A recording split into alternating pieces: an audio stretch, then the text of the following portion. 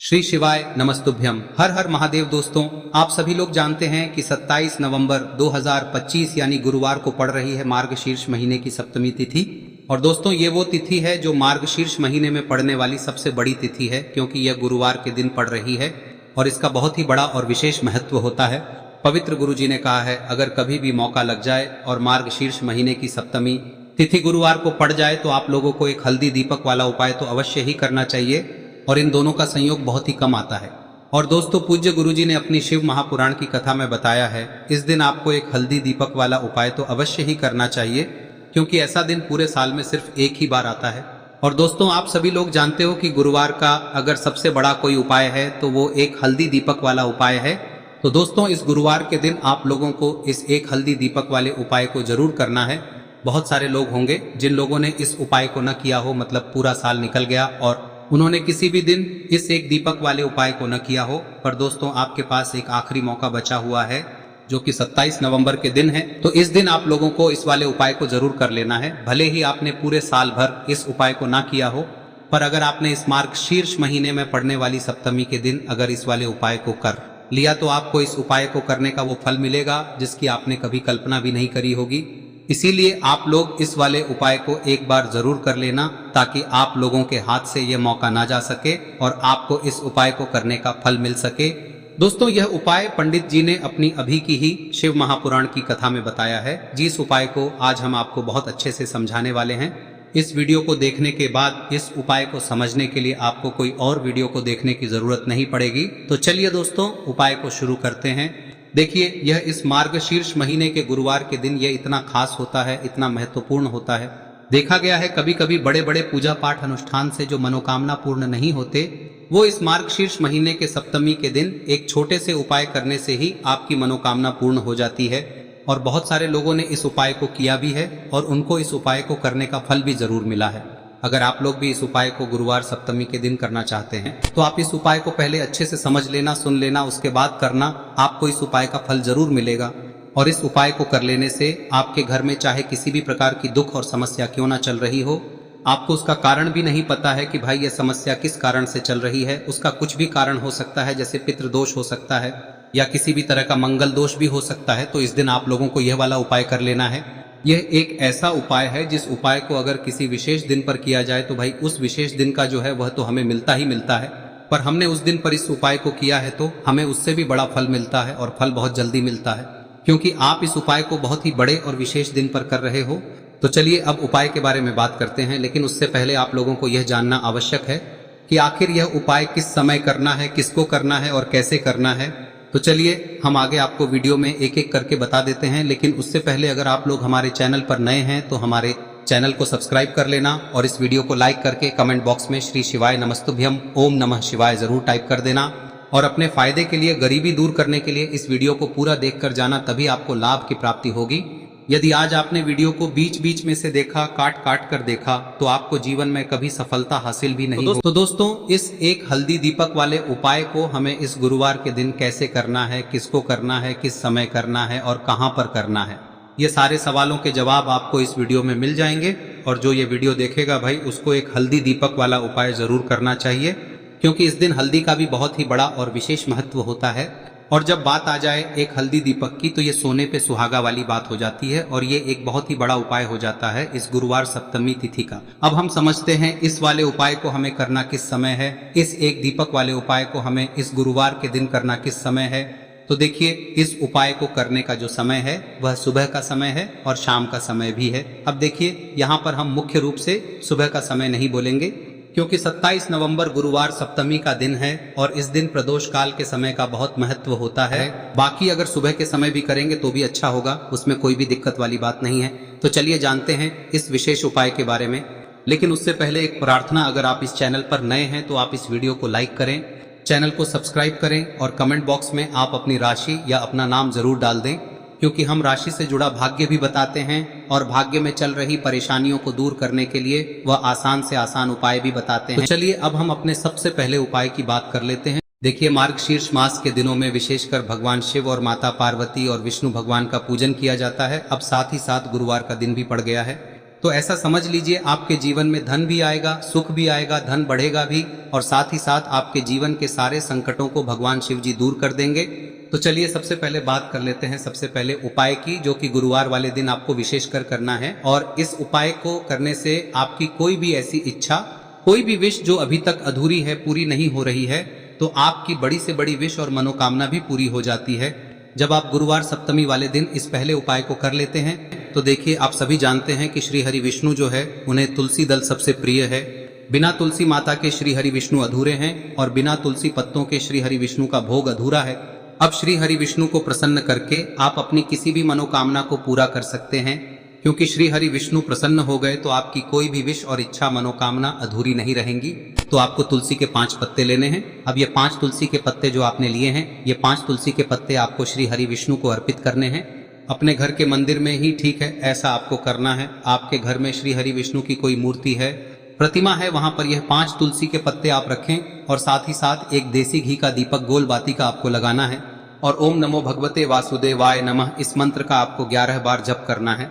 देखो मंत्र कौन सा है, ओम नमो भगवते वासुदेवाय नमः, और फिर श्री हरि विष्णु से अपनी विश, अपनी इच्छा, अपनी मनोकामना कह देना। और फिर देखना आपकी विश और इच्छा, जो भी आपकी मनोकामना है, जो भी अपने जीवन में आपको चाहिए। अगर निर्धनता बहुत है, आप अपने घर से गरीबी को दूर करना चाहते हैं, या फिर धन आपका बढ़ता नहीं है, आप चाहते हैं कि आपका धन बढ़े, या फिर आपके घर में फिजूल खर्ची बहुत होती है, पैसा आपके पास नहीं रुकता है, आप चाहते हैं कि पैसा आपके पास रुके, या फिर घर में कोई व्यक्ति ऐसा है जो बहुत बीमार रहता है, या फिर किसी का विवाह नहीं हो पा रहा है, तो जो भी आपकी इच्छा है, जो भी आपके विश है, बस एक बार श्री हरि विष्णु से कह दें। दिन है, साथ ही 7 साल का सबसे बड़ा दिन है।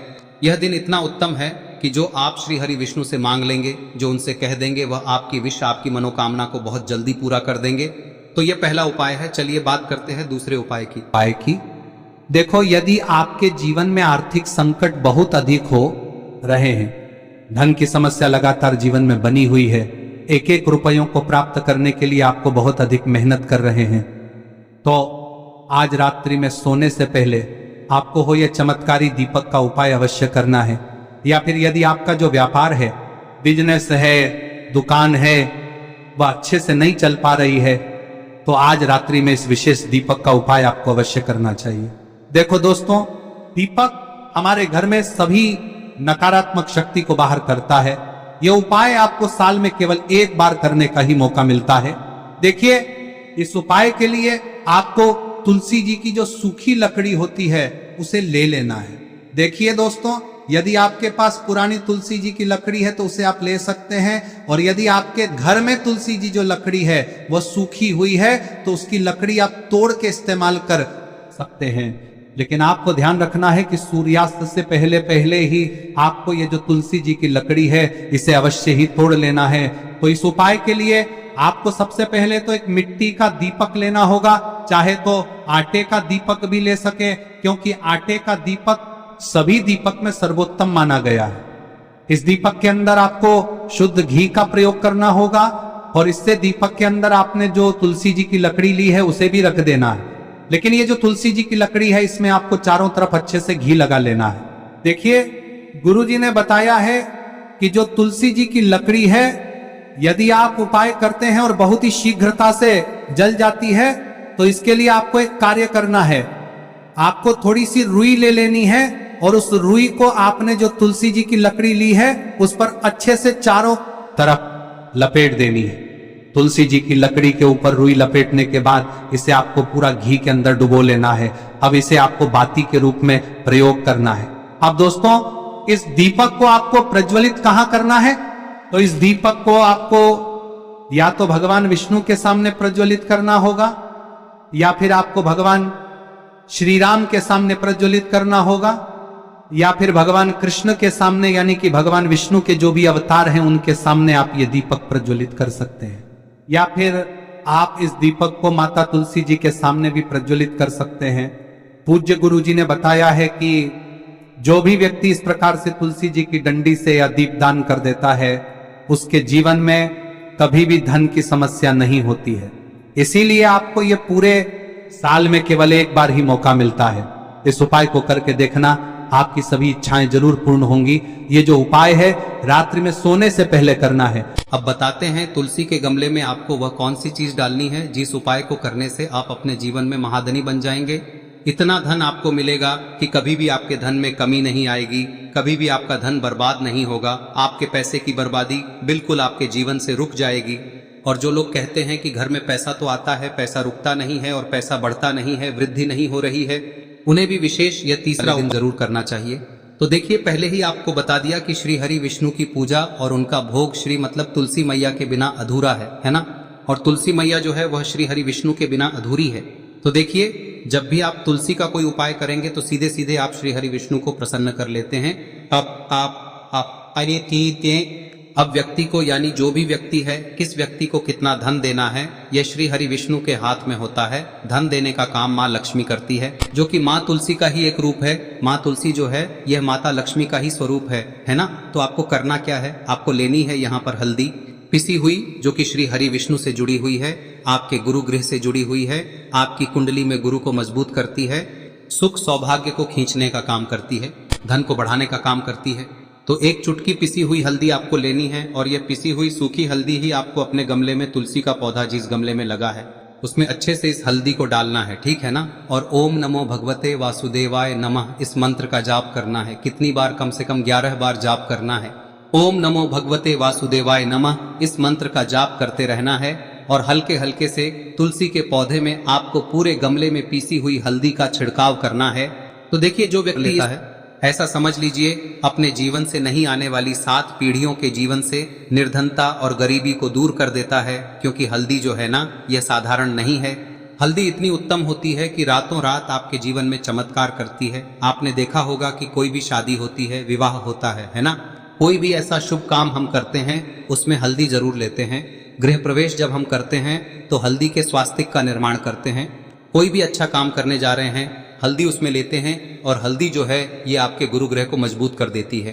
अगर कुंडली में गुरु कहीं ना कहीं मजबूत है तो इससे उत्तम का मिलेगा नहीं। बहुत ही उत्तम उपाय है, तुलसी के गमले में एक चुटकी पीसी हुई हल्दी डालना है। तो यह बहुत ही उत्तम उपाय है। इस उपाय को आप जरूर, साल का सबसे बड़ा यह दिन है, तो इस उपाय को करने से श्री हरि विष्णु और महादेव आपसे न केवल प्रसन्न होते हैं, पाप होते हैं, आपसे इतना प्रसन्न हो जाते हैं कि जीवन में कभी आपके गरीबी और निर्धनता को नहीं आने देते हैं। तो चलिए अब बात कर लेते हैं अपने तीसरे उपाय की, जो कि मुख्य द्वार से जुड़ा हुआ है। और यह उपाय है स्थिर लक्ष्मी के वास के लिए। ऐसा पैसा आपके घर में आएगा जो आपके घर में ही रुकेगा। ऐसा पैसा कभी आपके घर में नहीं आएगा जो आपके घर से जाएगा और विशेषकर फिजूल खर्ची में जाएगा। अब आधे से ज्यादा लोगों की यही समस्या होती है कि घर में पैसा तो आता है लेकिन बहुत जल्दी घर से चला जाता है या फिर फिजूल खर्ची में चला जाता है। तो धन की बर्बादी जिन लोगों के घर में हो रही है उन्हें विशेषकर यह तीसरा उपाय करना है। या जिन लोगों के पास बिल्कुल पैसा आना बंद हो गया है, सर पर लगातार कर्जा बढ़ रहा है, उन्हें भी यह विशेष तीसरा उपाय करना है। तो देखिए, आपको फिर से क्या लेना है, हल्दी लेनी है पीसी हुई, जो कि श्री हरि विष्णु से ही जुड़ी हुई है ना। पीसी हुई हल्दी लेनी है और थोड़ा सा पानी डालकर उसका गाढ़ा गाढ़ा आपको पेस्ट बना लेना है। अब इसी हल्दी से आपको अपने घर में स्वास्तिक बनाने हैं। कितने स्वास्तिक? एक स्वास्तिक आपको बनाना है अपनी तिजोरी पर, जिसमें आप पैसा रखते हैं। चाहे तो आप संदूक में रखते हैं, अलमारी में रखते हैं, जिस चीज में भी पैसा रखते हैं, बस वहां पर हल्दी से एक स्वास्तिक बनाना है। दूसरा स्वस्तिक आपको कहाँ बनाना है? अपने घर के मंदिर में, है ना।